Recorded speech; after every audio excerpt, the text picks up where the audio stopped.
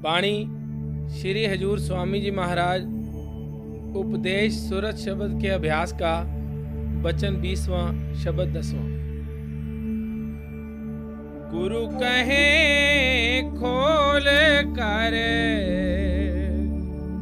भाई,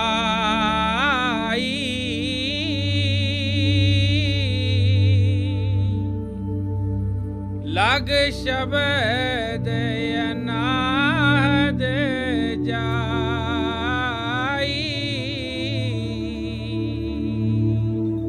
आज के सत्संग के वचन हजूर महाराज जी द्वारा फरमाए गए सत्संग के हिंदी अनुवाद पर आधारित हैं। ये श्री हजूर स्वामी जी महाराज की वाणी है। स्वामी जी महाराज समझाते हैं कि ये रचना, ये संसार जो कुछ भी आंखों से देख रहे हैं, ये 84 लाख जिया जून का बहुत बड़ा जेल खाना है।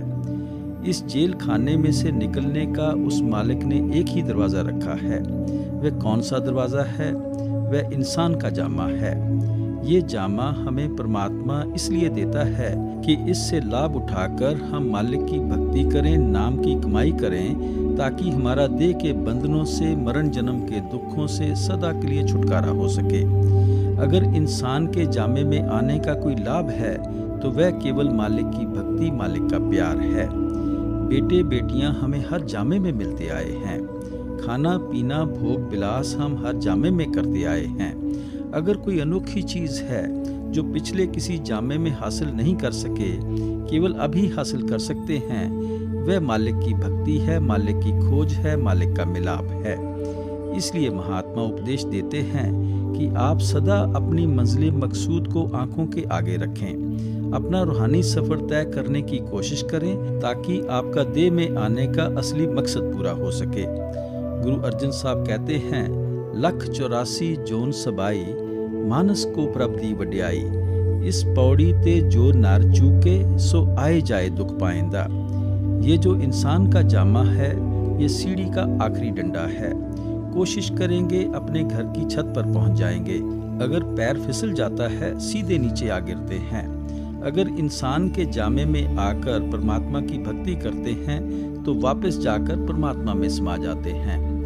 अगर विषय विकारों, शराबों, कबाबों, इंद्रियों के भोगों, मजहबों, मुल्कों के झगड़ों में फंसे रहते हैं तो इन सब का नतीजा भोगने के लिए हर एक को बार बार 84 के जेल खाने में आना पड़ता है। इसलिए महात्मा कहते हैं कि हमें इस मौके से पूरा फायदा उठाना चाहिए, मालिक की भक्ति करनी चाहिए। लेकिन हम इतना इंद्रियों के भोगों में फंस जाते हैं कि और तो और अपनी मौत को भी भूल बैठते हैं। रोज देख रहे हैं कि हमारे साथी हमारा साथ छोड़ते जा रहे हैं। हर एक के साथ जाकर खुद शमशान भूमि में छोड़कर आते हैं और आंखों से देखते हैं कि जिन शक्लों और पदार्थों के साथ वह इतना मोह या प्यार किया करता था, उनमें से कोई चीज़ उसके साथ नहीं गई। लेकिन हमारे मन में यह ख्याल रह जाता है कि शायद वह इन चीज़ों को इकट्ठा करके साथ नहीं ले जा सका, हम ज़रूर इकट्ठा करके साथ ले जाएंगे। इसलिए हर एक महात्मा हमें गफलत की नींद से जगाता है कि आप उस समय और वक़्त को आंखों के आगे रखकर देखें। उस वक़्त कौन आपकी सहायता करता है, कौन आपकी मदद करता है? ये बेटे बेटियां, रिश्तेदार, यार दोस्त, बहन भाई, जिनके लिए हम इतनी बेईमानियां करते हैं, जिंदगी के कितने कीमती असूलों को कुर्बान करते हैं, उनको तो ये भी पता नहीं चलता कि मौत के फरिश्ते आते किस ओर से हैं और हमें कान से पकड़कर ले किस तरफ जाते हैं। स्वाय इसके कि हम एक दूसरे से बिछड़ने पर, रोने पर जोर देते हैं, आप देखें और तो हम किसी की कोई सहायता, कोई मदद नहीं कर सकते। इसलिए महात्मा कहते हैं कि इनसे लेन देन का संबंध है, गर्जों का प्यार है। कोई स्त्री बनकर आ गई, कोई पति बनकर आ गया, कोई बच्चे बनकर आ गए, कोई यार दोस्त बनकर आ गए। जितना जितना किसी से संबंध होता है, उसके बाद सब अपने अपने रास्ते पर चले जाते हैं।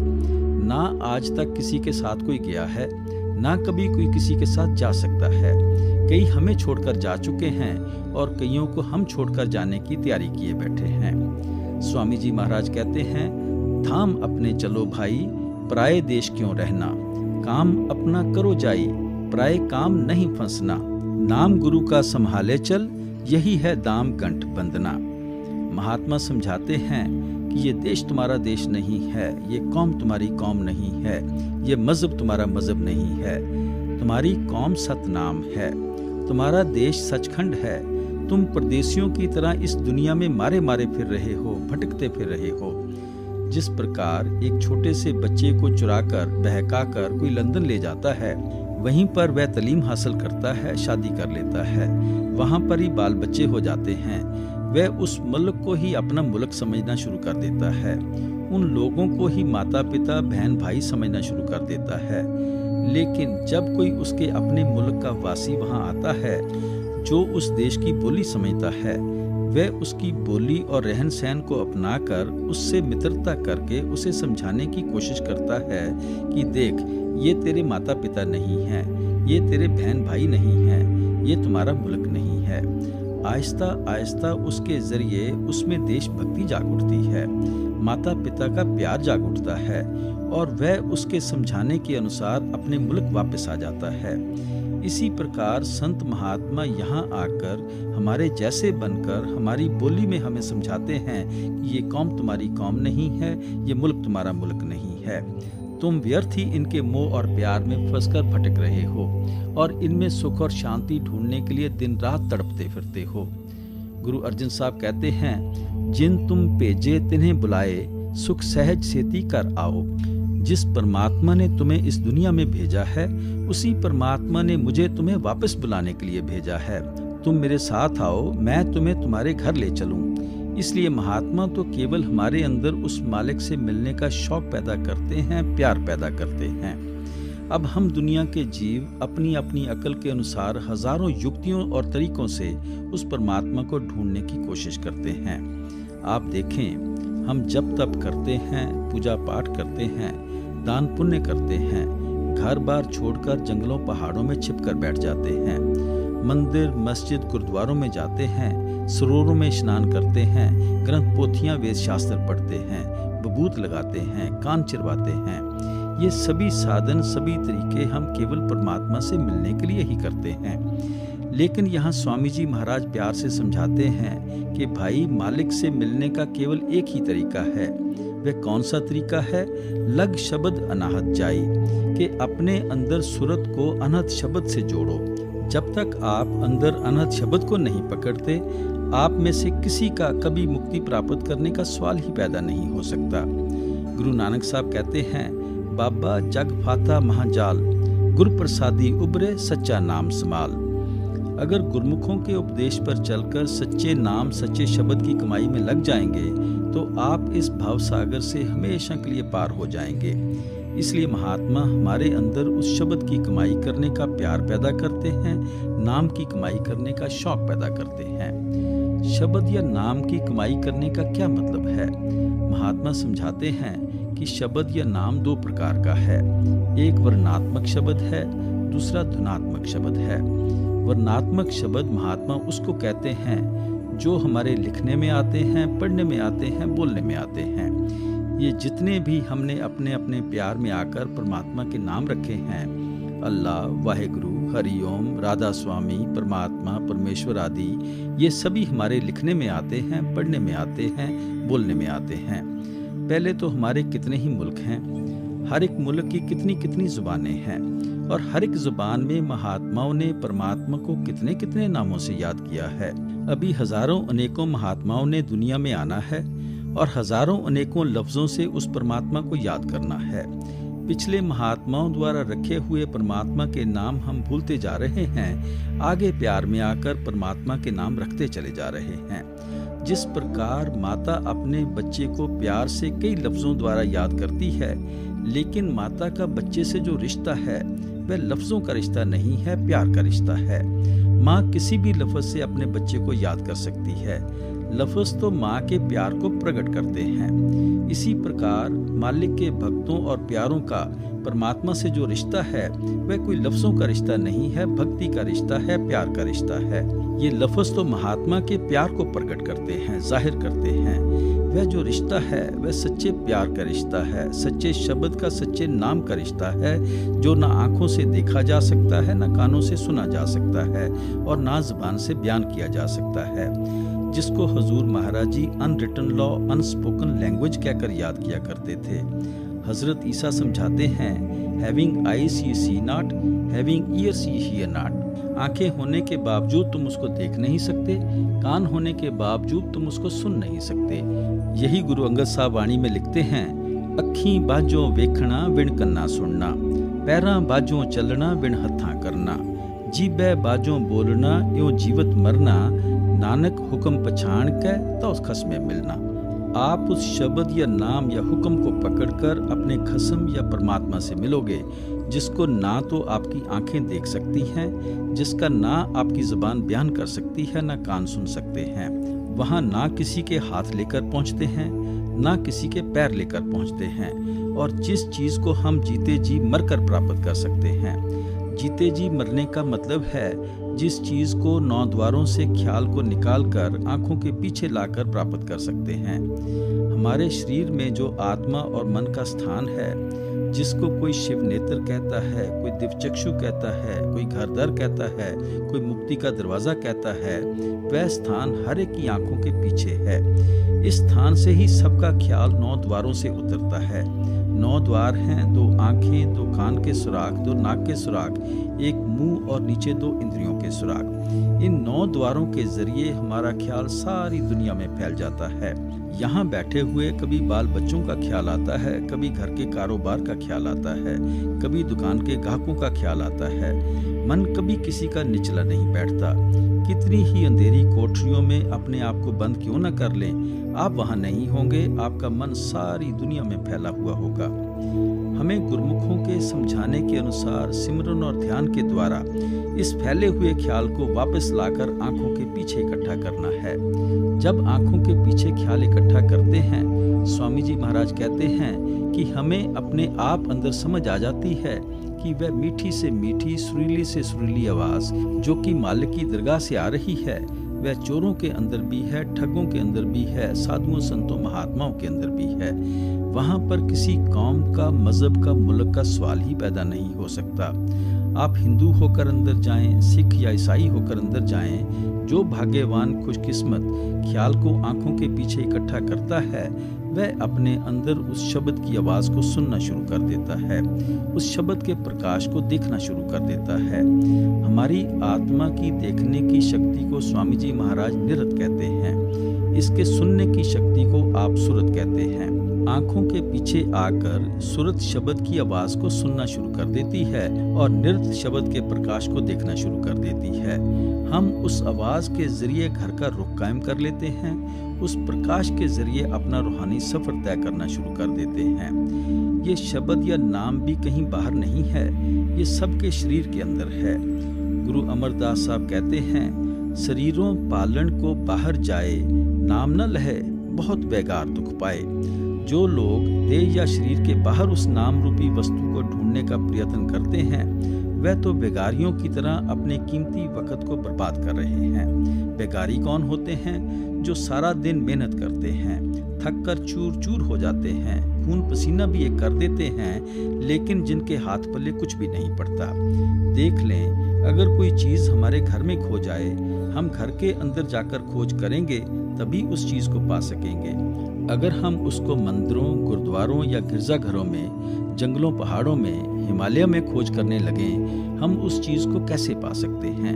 गुरु रामदास जी कहते हैं, कर रतन लाल बहु मानक लादे, मन परम्या लै न सकाइए। हमारे घर यानी शरीर में परमात्मा ने नाम के अनगिनत खजाने रखे हुए हैं, लेकिन हमारा मन बाहर के वहमों भरमों को नहीं छोड़ता, कर्मकांड को नहीं छोड़ता, शरीर के अंदर जाकर उसकी तलाश नहीं करता। फिर हमारा मन उस दौलत को प्राप्त कैसे कर सकता है? स्वामी जी महाराज कहते हैं कि भाई, मालिक से मिलने का एक ही उपाय है, लग शब्द अनाहत जाई, कि अपने अंदर अनहद शब्द से ख्याल जोड़। जब तक तू अंदर अनहद शब्द को नहीं पकड़ता, बाहर जितना मर्जी तू किसी चीज़ को माथा टेकता रहे, तेरे हाथ पल्ले कुछ नहीं पड़ेगा। इसलिए महात्मा हमें बाहर के वहमों, भरमों और संकल्पों से निकालते हैं और हमारे ख्याल को अंदर शब्द की ओर ले जाते हैं, नाम की ओर ले जाते हैं। बिन शब्द उपावना तू जा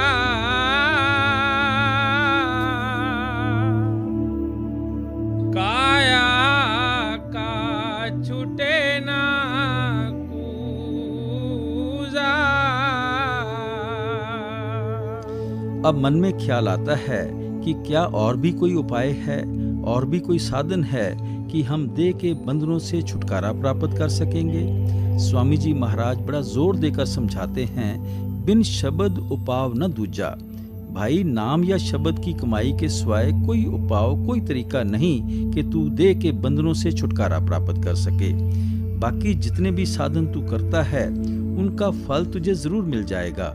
उन साधनों के कारण हम सेठ साहूकार बन जाएंगे, राजा महाराजा बन जाएंगे, कौमों मजहबों मुल्कों की हुकूमत प्राप्त करके आ जाएंगे, ज्यादा से ज्यादा बैकुंठों और स्वर्गों तक चले जाएंगे। लेकिन इन साधनों से कभी देह के बंधनों से छुटकारा नहीं हो सकेगा। गुरु अमरदास जी कहते हैं, बिन नामे होर पूज न होवी, परम पुली लोकाई। शब्द या नाम की कमाई के बिना कोई मालिक की भक्ति ही नहीं है, कोई मालिक की पूजा ही नहीं है। व्यर्थ ही दुनिया के जीव वहमों भरमों में फंसकर फूले फिरते हैं। आप सोचें, अगर शब्द या नाम की कमाई ही मालिक की एकमात्र भक्ति है तो ग्रंथों, पोथियों, वेदों, शास्त्रों के पढ़ने से क्या फायदा हुआ? सरोवरों में स्नान करने का, जप तप पूजा पाठ करने का क्या फायदा हुआ? जटा रखने का, बबूत लगाने का क्या फायदा हुआ? माथे टेकने, मंदिरों, मस्जिदों, गुरुद्वारों में जाने का क्या फायदा हुआ? बेटे बेटियों को छोड़ने का क्या फायदा हुआ? गुरु नानक साहब कहते हैं, नाम विसार चले अनमार्ग, अंतकाल पछताई। आप नाम की कमाई करने का तरीका छोड़कर जिस भी रास्ते पर चलने की कोशिश करेंगे, आखिर मौत के समय पछताना पड़ेगा कि हमने व्यर्थ अपने कीमती वक्त को बर्बाद कर दिया। क्यों पछताना पड़ता है? बिन नामे दर टोई नाही, ता जम करे खुआरी। शब्द या नाम की कमाई के बिना आपको कभी मालिक के घर जाने की इजाजत नहीं मिलेगी, यमदूतों के हाथों खराब होना पड़ेगा। गुरु अर्जन साहब कहते हैं, कलयुग में कीर्तन प्रधाना, गुरमुख जपिए लाए त्याना। कलयुग में महात्मा ने केवल उस कीर्तन की महिमा की है जिसको गुरमुख लोग बड़े ध्यान से अपने अंदर सुनते हैं। ये बाहर का कीर्तन नहीं है, ये शब्द या नाम रूपी कीर्तन सबकी आंखों के पीछे दिन रात धुनकारें दे रहा है।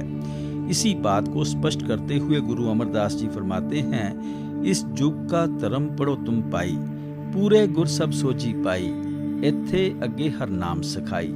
4 युग एक दूसरे के बाद चक्कर लगा रहे हैं। सतयुग है, त्रेता है, द्वापर है, कलयुग है।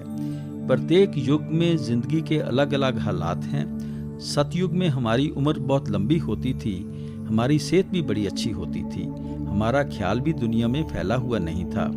थोड़ी सी मेहनत से हमारा ध्यान मालिक की भक्ति की ओर लग जाता था। जैसे जैसे युग बदलते गए, हमारी उम्र भी छोटी होती गई, सेहत भी बिगड़ती गई और ख्याल भी दुनिया में फैलता गया। जो साधन हमें सतयुग में काम देते थे वह अब कलयुग में काम नहीं दे सकते। आजकल तो कोई भाग्यशाली जीव ही 70-80 साल बिताकर जाता है। सेहत भी इतनी कमजोर हो गई है कि हम लगातार 1-1.5 घंटा भी एक आसन पर बैठकर मालिक की भक्ति नहीं कर सकते। ख्याल भी इतने फैले हुए हैं कि हम 5 मिनट भी किसी बात पर एकाग्र होकर विचार नहीं कर सकते। इसलिए गुरु साहब बड़े प्यार से समझाते हैं कि अगर तुम कलयुग में जिंदगी के 4 दिन शांति से गुजारना चाहते हो और वापस जाकर परमात्मा से मिलना चाहते हो तो केवल नाम की कमाई करो, शब्द की कमाई करो। जो लोग उठते बैठते चलते फिरते शब्द या नाम से ख्याल जोड़कर रखते हैं वे हमेशा के लिए मर जाते हैं। उनको बार बार मरण जन्म के दुखों में नहीं आना पड़ता।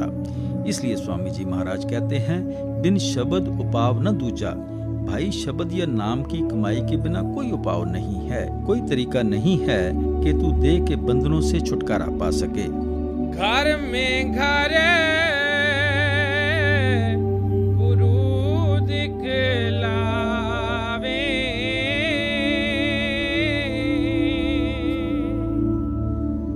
धुन शब्द 5 बतला।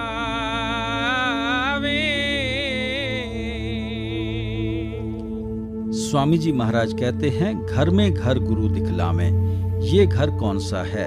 हमारा शरीर है। वह घर कौन सा है? जिस जगह परमात्मा रहता है।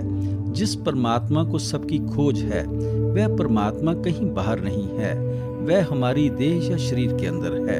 अगर कोई लेबोरेटरी है जिसके अंदर जाकर ही हम मालिक की खोज कर सकते हैं तो वह हमारा शरीर है, हमारी देह या हमारा वजूद है। हजरत ईसा ने समझाया था, repent, kingdom of God is eight hand. जो कुछ पिछले जन्मों में कर्म कर बैठे हो उनका पश्चाताप करो, उनका हिसाब किताब करो। परमात्मा कहीं बाहर नहीं है, वह तुम्हारी देह और शरीर में बैठा हुआ है। गुरु अमरदास जी कहते हैं, सदा हजूर दूर न जानो, गुर शब्दी हर अंतर पछाणो। वह परमात्मा 24 घंटे तुम्हारे साथ है। गुरुमुखों के पास जाकर शब्द की कमाई करके अपने शरीर के अंदर ही मालिक को पहचानने की कोशिश करो। महात्मा कहते हैं कि अगर कोई सच्चे से सच्चा गुरुद्वारा है, मंदिर है, मस्जिद है, ठाकर द्वारा है, तो वह केवल हमारा शरीर, हमारी देह, हमारा वजूद ही हो सकता है। ऋषियों मुनियों ने इसे नार नारायणी देह कहकर समझाने की कोशिश की है। ये वह शरीर है जो उस नारायण ने खुद पैदा किया है, जिसके अंदर वह नारायण खुद बैठा हुआ है और जिसके अंदर ही हमारी आत्मा को नारायण होने का फख्र हासिल हो सकता है। हजरत ईसा ने हमारे शरीर को टेम्पल ऑफ लिविंग गॉड कहकर याद किया है। गुरु अमरदास जी तो साफ कह रहे हैं, हर मंदिर एहो शरीर है, ज्ञान रतन प्रकट होए। केवल हमारा शरीर ही मालिक के रहने का असली हर मंदिर है। जब भी हमें मालिक से मिलने का ज्ञान होगा, केवल अपने शरीर के अंदर ही होगा। मन में विचार आता है कि अगर परमात्मा हमारे शरीर के अंदर है तो हमें दिखाई क्यों नहीं देता। हम आंखें बंद करते हैं, हमें तो अपने अंदर अंधेरा ही अंधेरा दिखाई देता है। गुरु अर्जन देव जी कहते हैं, एका संगत एकत ग्रह बसते, मिल बात न करते भाई। कि दोनों इकट्ठे रहते हैं, दोनों का एक ही घर में निवास है, लेकिन आपस में मिलाप नहीं है। आत्मा भी इसी शरीर में है, परमात्मा भी इसी शरीर में है। ना कभी आत्मा ने परमात्मा के दर्शन किए, ना कभी आत्मा सुहागन हुई। गुरु अर्जन साहब कारण बताते हैं, अंतर अलख न जाई लखिया विच पर्दा हौमे पाई। कि भाई परमात्मा तेरे शरीर के अंदर है, तुझे दिखाई इसलिए नहीं देता कि तेरे और परमात्मा के दरमियान हौमे की रुकावट है, खुदी की रुकावट है। हौमे क्या है? ये जो सारा दिन सोचते रहते हैं, ये मेरी जायदाद है, मेरी औलाद है, मेरी कौम है, मेरा मजहब है, मेरा मुल्क है, यही हौमे है। जिनको सारा दिन मेरा मेरा कहते हैं, ये सब कुछ ही उस परमात्मा का है। हम अपने आप को परमात्मा से अलग समझे बैठे हैं और इनको अपना बनाने की कोशिश करते हैं। ये ना तो आज तक किसी के कभी बने हैं, न कभी बन ही सकते हैं। लेकिन जो इनको अपना बनाने की कोशिश करते हैं, वह कोशिश हमें इनके मोह या प्यार में फंसा देती है। जहां आसा तहां वासा। इनका मोह हर एक को दे के बंधनों की ओर खींच कर ले आता है, क्योंकि जिधर हमारा सारी उम्र ख्याल रहता है, हम मौत के बाद उसी रौ में बहना शुरू कर देते हैं। कौन सी चीज हमें बार बार दे के बंधनों में लाई? दुनिया का मोह या प्यार लाया। किसने पैदा किया? हमारे मन ने पैदा किया। इसलिए हमें जो भी कोशिश करनी है, अपने रास्ते से मन की रुकावट दूर करने की करनी है। मन की रुकावट को रास्ते से दूर करने का क्या मतलब है? मैंने विनती की थी कि हमारी आत्मा और मन की गांठ बंधी हुई है। जिस प्रकार हमारी आत्मा उस परमात्मा की अंश है, उसी प्रकार हमारा मन भी कोई छोटी चीज नहीं है। ये भी ब्रह्म की अंश है, त्रिकुटी का रहने वाला है।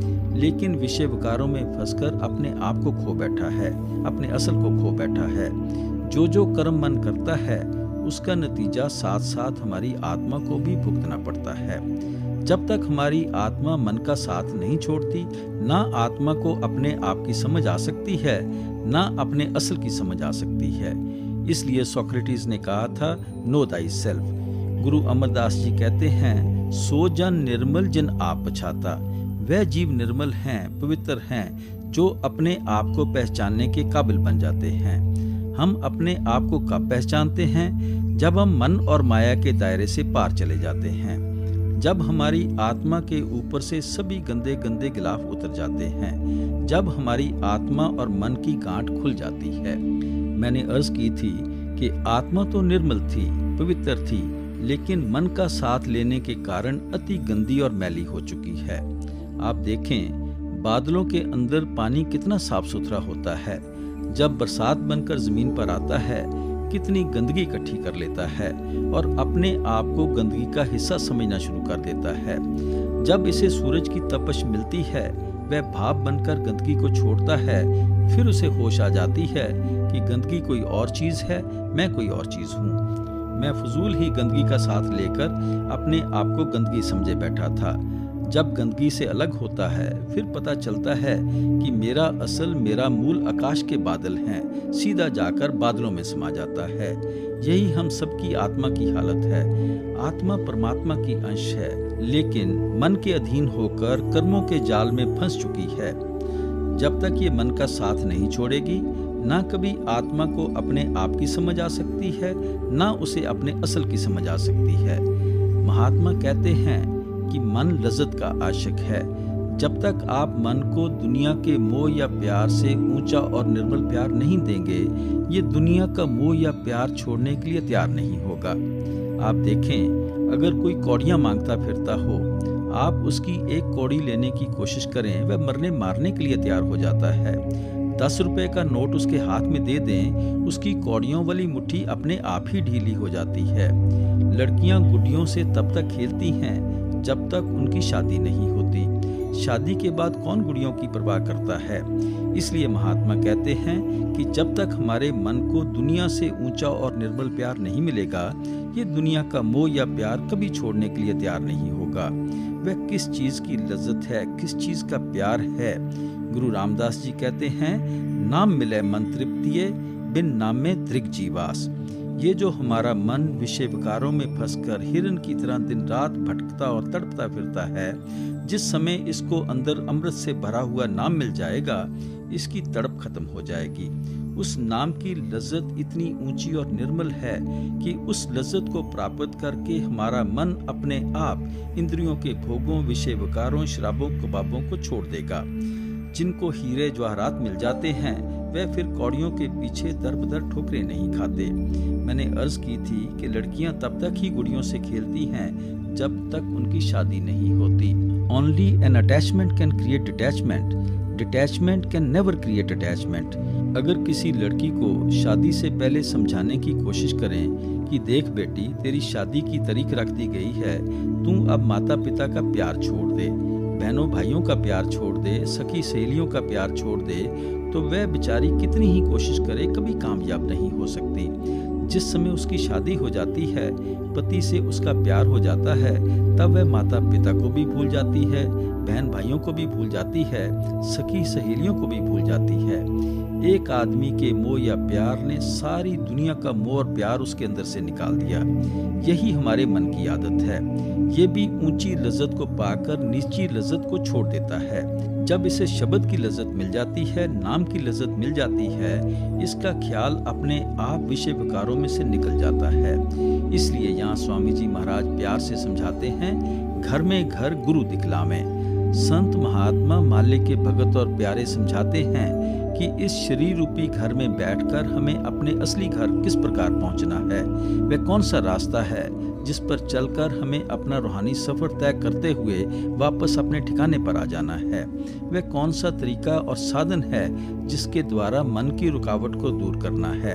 आप फरमाते हैं, धुन शब्द 5 बतलावें, कि 5 शब्द 5 धुन हर एक के अंदर आंखों के पीछे धुनकारें दे रही हैं, जिनकी सहायता से रूहानी सफर तय करके हमें वापस घर पहुंचना है। शब्द तो एक है, लेकिन वह 5 मंजिलों में से होकर आ रहा है। इसलिए आम संतों, महात्माओं और स्वामी जी महाराज ने इसको 5 शब्द या 5 नाम कहकर याद किया है।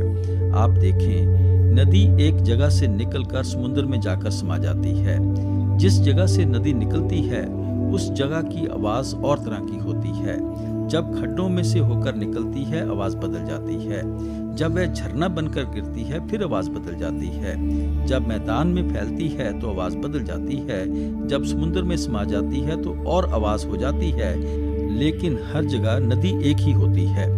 इसी प्रकार वह शब्द एक ही है, जो कि धुर से, सचखंड से उठकर सबकी आंखों के पीछे आ रहा है, लेकिन 5 मंजिलों में से होकर आ रहा है। इसलिए महात्मा ने 5 शब्द या 5 नाम कहकर इसका जिक्र किया है। गुरु नानक साहब भी कहते हैं, कर में कर दिखाए दे, सो सतगुर पुरख सुजान, 5 शब्द तुनकार तुन तह बाजे शब्द निशान। जो महात्मा हमें घर के अंदर से हमारे असली घर पहुंचा देता है, वही हमारा असली सद्गुरु है। किस प्रकार पहुंचा देता है, उसकी निशानी ये है कि वह सबकी आंखों के पीछे धुनकार दे रही 5 धुनों का ज्ञान देता है। उन 5 शब्दों के द्वारा हम वापस अपनी मंजिल मकसूद पर पहुंच जाते हैं। कबीर साहब ने भी 5 शब्दों का जिक्र किया है। मुसलमान फकीर भी 5 नौबतों का जिक्र करते हैं। इसलिए हमें अपने ख्याल को आंखों के पीछे लाकर उस शब्द की लज्जत प्राप्त करनी है, उस नाम की लज्जत प्राप्त करनी है। वह लज्जत इतनी ऊंची और निर्मल है कि उस नाम को पाकर हमारा मन अपने आप इंद्रियों के भोगों और विषय विकारों को छोड़ देगा। धुन में अब सूरत लगावो,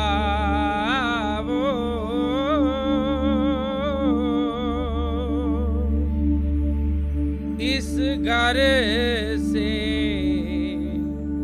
उस घर जावो।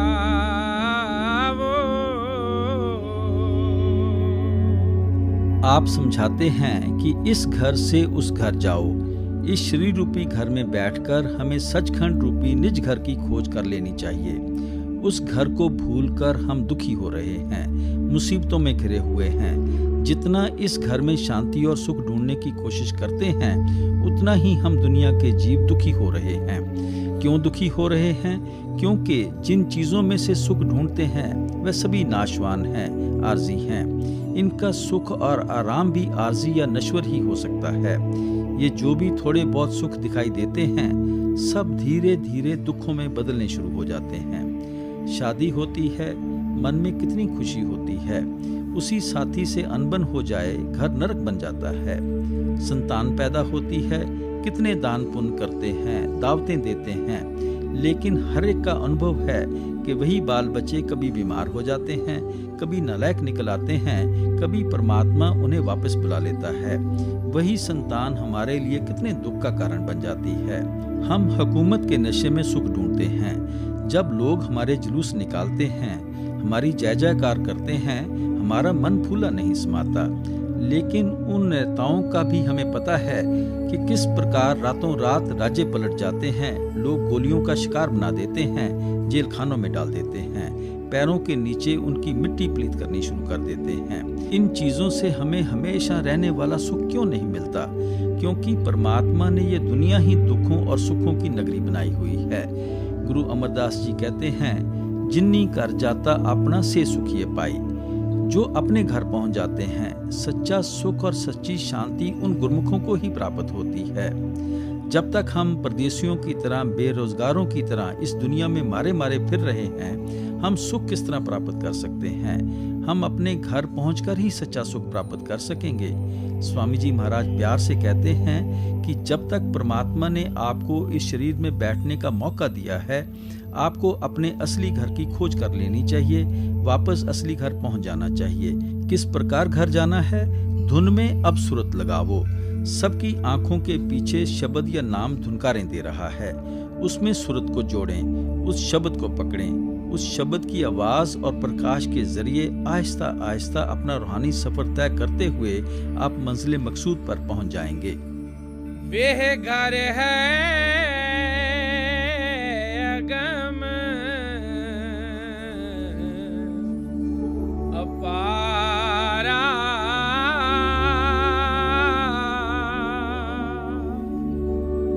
दसवें के पार निहारा।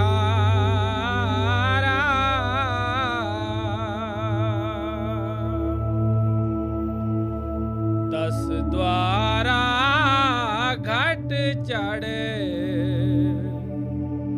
खोलो,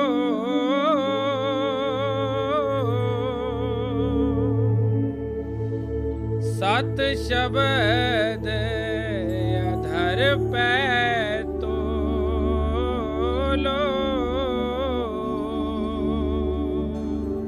अब स्वामी जी महाराज फिर अंदर के रूहानी सफर का इशारा करते हैं कि आपका रूहानी सफर पैरों के तलवों से शुरू होकर सिर की चोटी तक है। इस सफर की 2 मंजिलें हैं, एक आंखों तक है, एक आंखों के ऊपर है।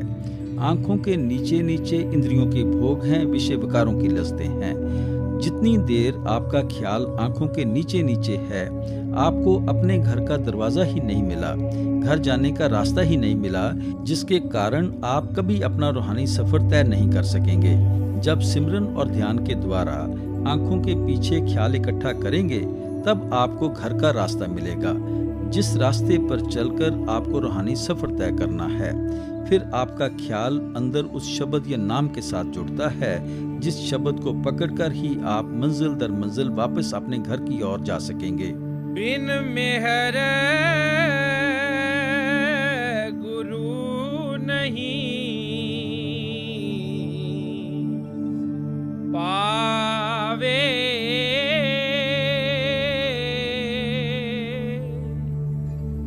बिन शब्द हाथ नहीं आवे।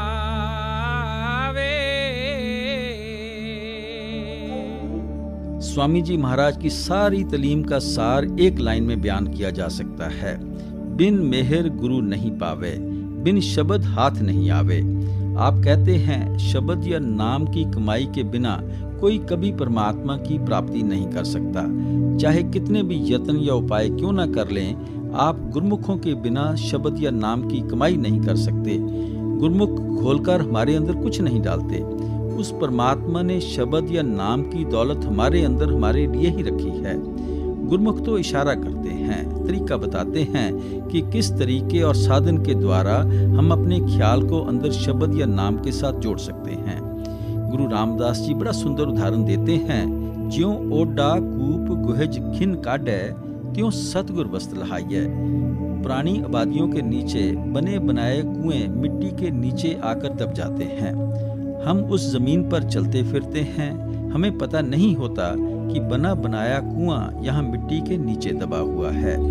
ओड वह सज्जन हैं जो कि अपने इल्म और हुनर से हमें समझा देते हैं कि इस जगह पर जमीन की खुदाई करो, तुम्हें बना बनाया कुआं मिल जाएगा। वह कुआं लगाकर मिट्टी में दबाकर खबर देने नहीं आते।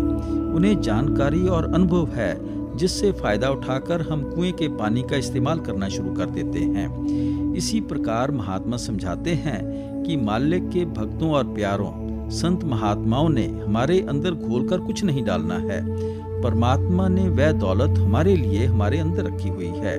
उन्होंने तो इशारा करना है, तरीका समझाना है, जिसके द्वारा हम अंदर उस दौलत को प्राप्त करके बादशाह बन जाते हैं।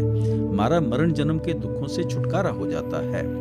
आप देखें कि विद्या की ताकत हम सब के अंदर मौजूद है, लेकिन वह सोई हुई है।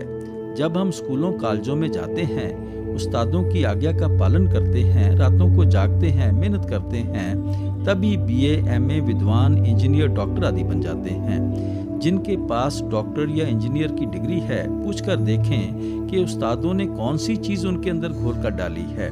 केवल उस्तादों की संगत और सोबत करने से ही आज वह इतने लायक बने बैठे हैं। जो स्कूलों कॉलेजों से ही डरकर भाग आते हैं, विद्या की ताकत तो उनके अंदर भी होती है, पर वह सोई हुई आती है और सोई हुई चली जाती है। इसलिए यहाँ स्वामी जी महाराज फरमाते हैं कि आपको जो कुछ मिलना है वह शब्द या नाम की कमाई से ही मिलना है। और जब भी अपने ख्याल को अंदर शब्द या नाम के साथ जोड़ सकेंगे, केवल गुरमुखों के द्वारा ही जोड़ सकेंगे, साधुओं संतों महात्माओं के द्वारा ही जोड़ सकेंगे। गुरु अर्जन देव जी कहते हैं, जिसका गृह तिन दिया ताला, कुंजी गुरसों पाई, अनेक उपाव करे नहीं पावे, बिन सतगुर शरणाई। हे भाई, जिस परमेश्वर ने तुझे पैदा किया है, उसने नाम रूपी दौलत तेरे अंदर तेरे लिए रखकर उसका भेद, उसकी कुंजी गुरमुखों के हवाले कर दी है। तू मन बुद्धि के द्वारा ग्रंथ, पोथियां, वेद शास्त्र पढ़कर, सत्संग सुनकर कितना भी इस चीज को ढूंढने की कोशिश क्यों न कर ले, कभी कामयाब नहीं हो सकेगा, बिन सतगुर शरणाई, जब तक तू गुरमुखों के बताए हुए उपदेश पर नहीं चलता। इसलिए स्वामी जी महाराज बार बार हमें इसी नुक्ते पर लाते हैं कि जो कुछ भी मिलना है, शब्द की कमाई से मिलना है, नाम की कमाई से मिलना है। जब भी नाम की कमाई कर सकेंगे, केवल गुरमुखों के जरिए, मालिक के भक्तों और प्यारों के जरिए कर सकेंगे। सुरत खैंच चढ़ावो गगनी,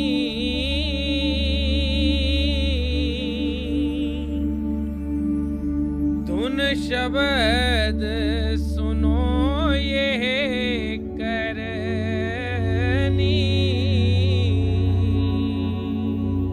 स्वामी जी महाराज की तालीम हमें शरीर के बाहर नहीं जाने देती, हमारे मन को किसी कर्म कांड की ओर नहीं जाने देती। आप फरमाते हैं सुरत खींच चढ़ाओ गगनी, कि केवल एक ही करने की जरूरत है कि सुरत को 9 द्वारों में से निकालकर आंखों के पीछे लाकर शब्द के साथ जोड़ो। ये नहीं कि गंगा गए और गंगाराम बन गए, यमुना गए तो यमुना दास बन गए और जो भी किसी ने कुछ बताया वही कर्म करना शुरू कर दिया। यहाँ भी माथा टेक लिया, वहाँ भी माथा टेक लिया कि शायद सब कुछ ही इन चीज़ों से मिल जाएगा।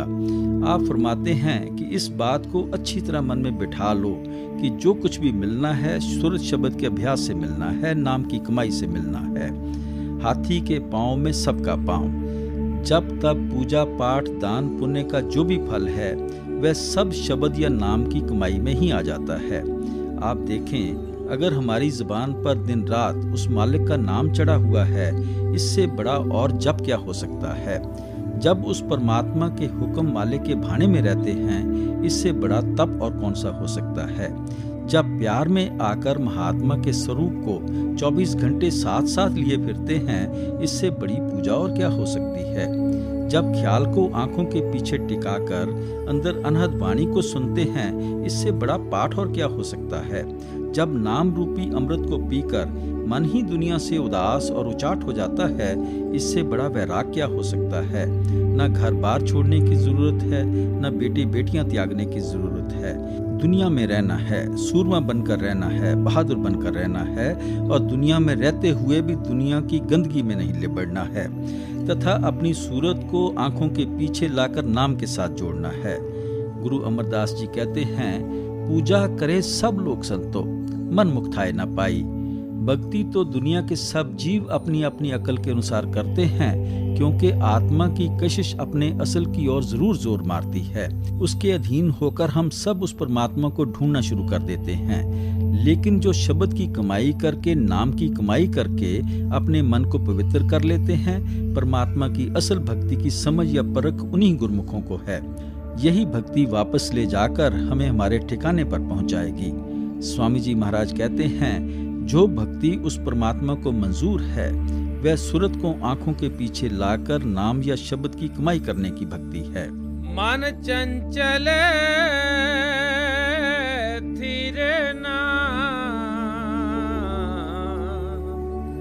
रहावे,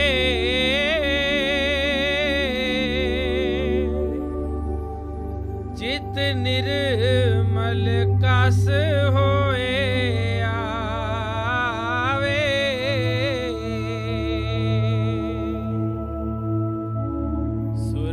शब्द कमाई करना,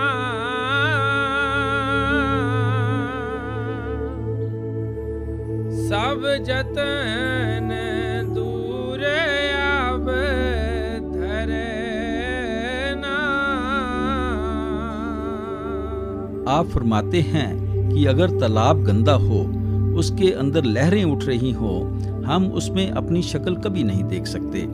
अगर लहरें बंद हो जाएं, मिट्टी बैठ जाए, तो हम उसमें अपनी शक्ल देख सकते हैं। हमारे मन के अंदर विषय विकारों, शराबों, कबाबों, कौमों, मजहबों और मुल्कों के मोह की लहरें दिन रात उठ रही हैं। हमारा मन दुनिया के मोह या प्यार में फंसकर अति गंदा और मैला हो चुका है। जब तक हम अपने आप को पहचानने के काबिल नहीं बनते, हम परमात्मा को पहचानने के काबिल कैसे बन सकते हैं। इस काम की सफलता प्राप्त करने के लिए यही उपाय है, सुरत शब्द कमाई करना, कि सुरत को शब्द के साथ जोड़ो, नाम के साथ जोड़ो। फिर समझाते हैं, सब जतन दूर अब धरना, कि स्वाय सुरत शब्द के अभ्यास के, नाम की कमाई के और कोई यत्न करने की जरूरत ही नहीं है। बाकी सब साधन, सब उपाय छोड़ देने हैं, सब कर्म कांड छोड़ देने हैं। केवल सुरत शब्द की कमाई करनी है, नाम की कमाई करनी है। आप फरमाते हैं कि मन की रुकावट को दूर करने का केवल एक ही तरीका है कि अपने ख्याल को अंदर शब्द के साथ जोड़ो, नाम के साथ जोड़ो। निश्चय दृढ़ इस पर धरना,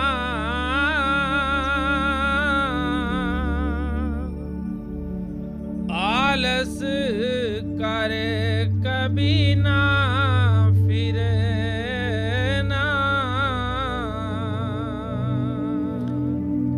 अब स्वामी जी महाराज दो जबरदस्त नसीहतें देते हैं।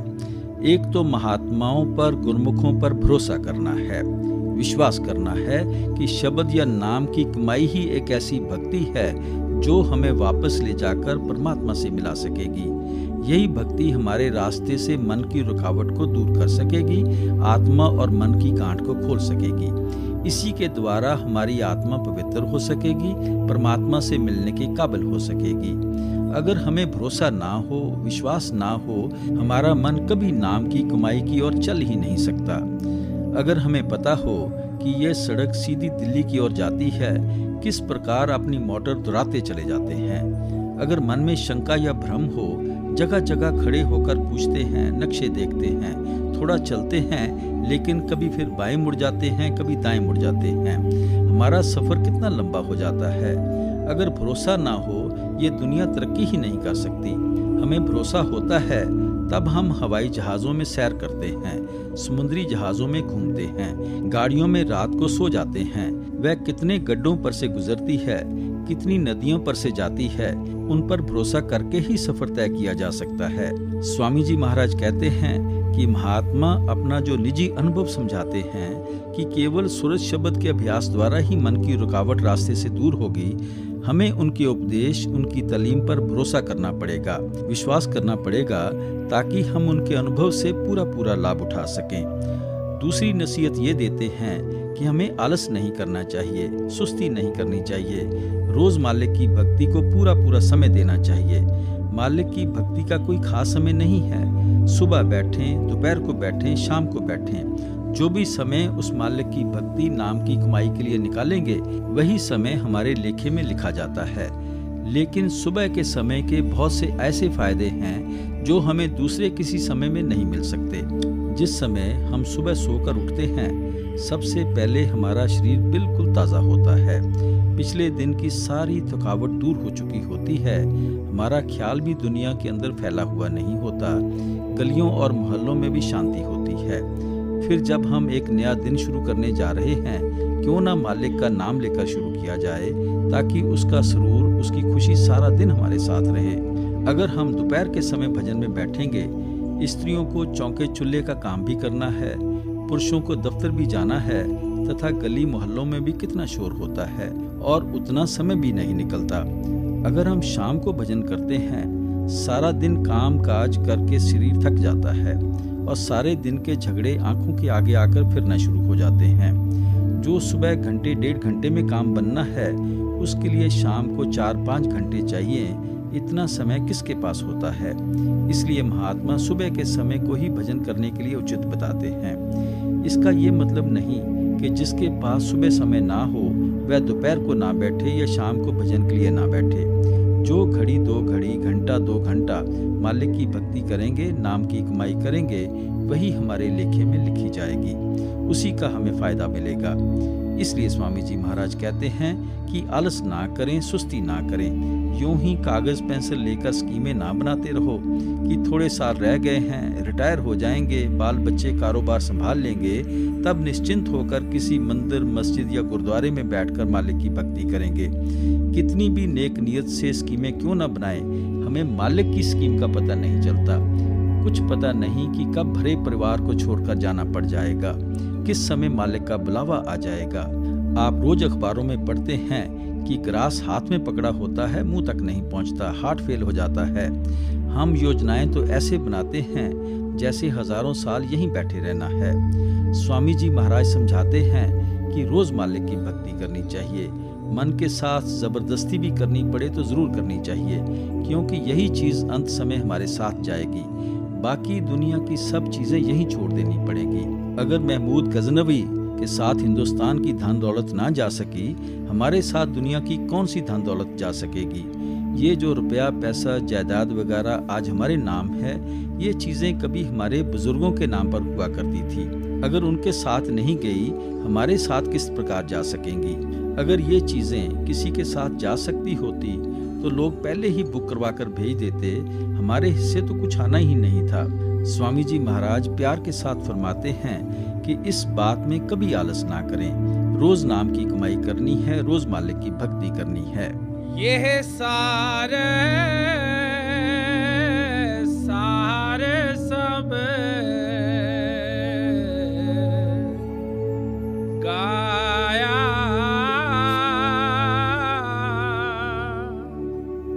संतन मत भाख सुनाया।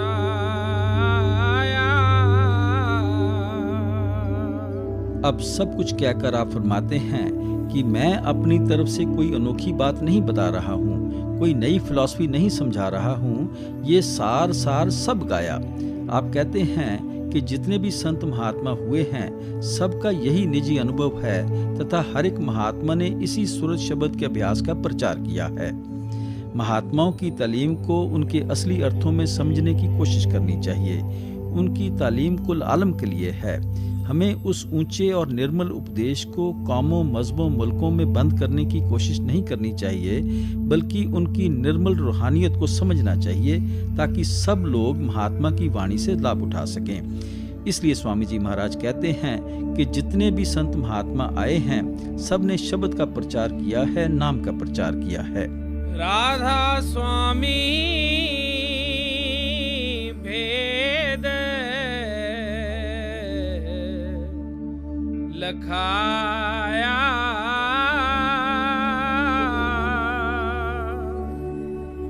सुन मान सारे समझाया।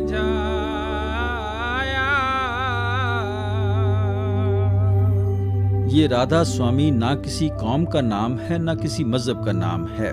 जिस प्रकार अन्य महात्माओं ने अपने अपने प्यार में आकर उस परमात्मा के नाम रखे हुए हैं, उसी प्रकार हजूर स्वामी जी महाराज ने उस परमात्मा को राधा स्वामी कहकर याद किया है। राधा का अर्थ आत्मा है, स्वामी का अर्थ परमात्मा है। स्वामी स्वामी सभी महात्मा उस परमात्मा को कहते आए हैं। गुरु अर्जन साहब कहते हैं, ऊंच अपार बेअंत स्वामी, लेकिन वह किसका स्वामी है? हमारी आत्मा का स्वामी है। इसलिए आपने साथ ही राधा का शब्द लगा दिया। ये कोई कौम नहीं है, कोई मजहब नहीं है। ना कभी हमें ये कोशिश करनी चाहिए कि महात्माओं की इतनी ऊंची और निर्मल वाणी या उपदेश को किसी कौम या मजहब की शक्ल देने की कोशिश करें। मैंने अर्ज की थी कि महात्मा तो निर्मल रूहानियत का प्रचार करने के लिए आते हैं, केवल शब्द या नाम की कमाई करने का शौक और प्रेम पैदा करने के लिए आते हैं। हमें चाहिए कि महात्माओं के उपदेश को सही अर्थों में समझकर उससे लाभ उठाएं। स्वामी जी महाराज ने इस छोटे से शब्द में बड़ी अच्छी तरह खोलकर हमें समझाया कि शब्द या नाम की कमाई क्यों करनी है, शब्द या नाम किस जगह है, ख्याल को शब्द या नाम से किस प्रकार जोड़ना है। मेरा अलग अलग महात्माओं की वाणी लेने का केवल इतना ही मतलब है कि जितने भी संत महात्मा आए हैं सबका एक ही संदेश है, एक ही उपदेश है। हमें भी उनके अनुभव से फायदा उठाकर अपने ख्याल को अंदर शब्द के साथ जोड़ना चाहिए, नाम के साथ जोड़ना चाहिए। यह सारे सब गाया,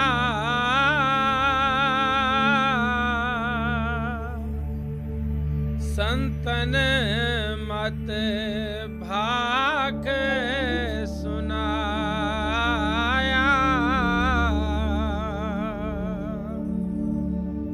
राधा स्वामी भेद लखाया,